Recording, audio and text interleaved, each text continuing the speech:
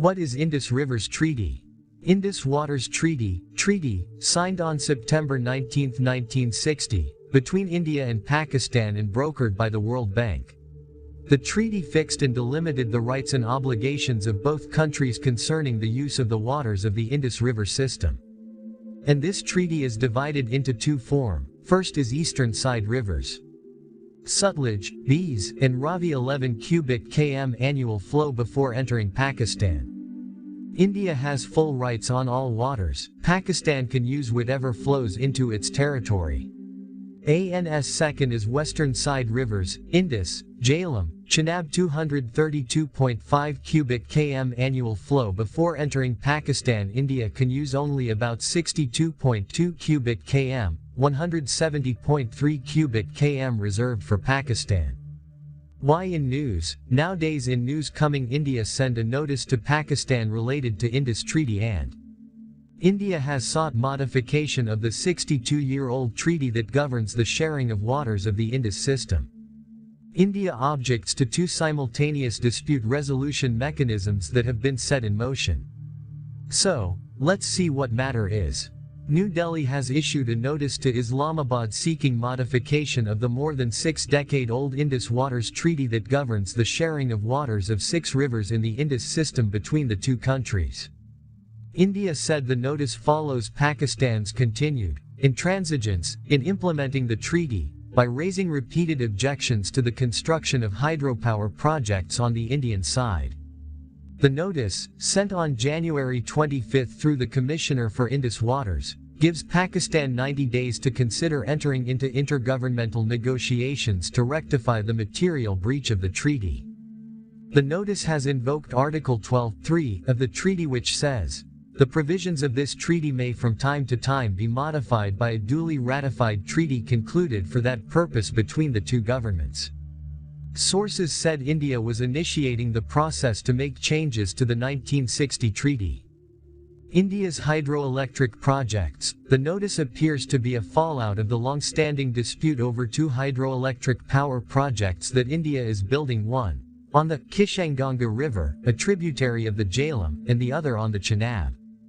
Pakistan has objected to these projects, and dispute resolution mechanisms under the treaty have been invoked multiple times, but a resolution has not been reached.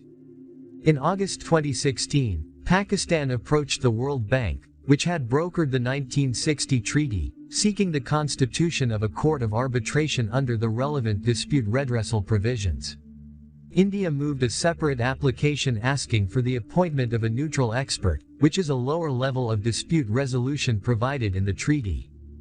India argued that Pakistan's request for a court of arbitration violated the graded mechanism of dispute resolution in the treaty. In between, the Pakistan-backed terrorist attack in Uri in September 2016 prompted calls within India to walk out of the Indus Waters Treaty, which allots a significantly bigger share of the 6 river waters to Pakistan. The Prime Minister famously said that blood and water could not flow together, and India suspended routine biannual talks between the Indus Commissioners. The World Bank, the third party to the treaty and the acknowledged arbiter of disputes, was, meanwhile, faced with a unique situation of having received 2 separate requests for the same dispute. It declared a pause to let India and Pakistan explore alternative routes of dispute resolution. Regular meetings of Indus Waters Commissioners resumed in 2017, and India tried to use these to find mutually agreeable solutions. Pakistan, however, refused to discuss these issues, sources said. At Pakistan's continued insistence, the World Bank in March last year initiated actions on the requests of both India and Pakistan. In October, it named Michel Lino as the neutral expert and Professor Sean Murphy as chairman of the Court of Arbitration. They will carry out their duties in their individual capacity as subject matter experts and independently of any other appointments they currently hold, the bank said in a statement on October 17, 2022.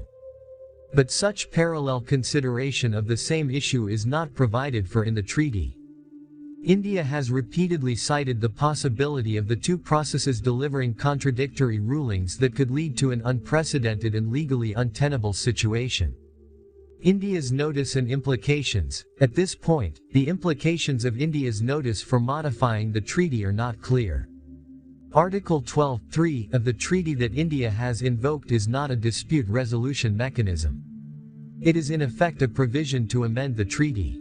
But an amendment or modification can happen only through a duly ratified treaty concluded for that purpose between the two governments. Pakistan is under no obligation to agree to India's proposal. As of now, it is not clear what happens if Pakistan does not respond to India's notice within 90 days. Article 12(4) provides for the termination of the treaty through a similar process, a duly ratified treaty concluded for that purpose between the two governments. India has not spelled out what it wants modified in the treaty. But over the past few years, especially since the Uri attack, there has been a growing demand in India to use the Indus Waters Treaty as a strategic tool, considering that India has the natural advantage being the upper riparian state. India has not fully utilized its rights in the waters of the three east-flowing rivers Ravi, Beas, and Sutlej, over which it has full control under the treaty. It has also not adequately utilized the limited rights over the three west-flowing rivers, Indus, Chenab and Jhelum, which are meant for Pakistan.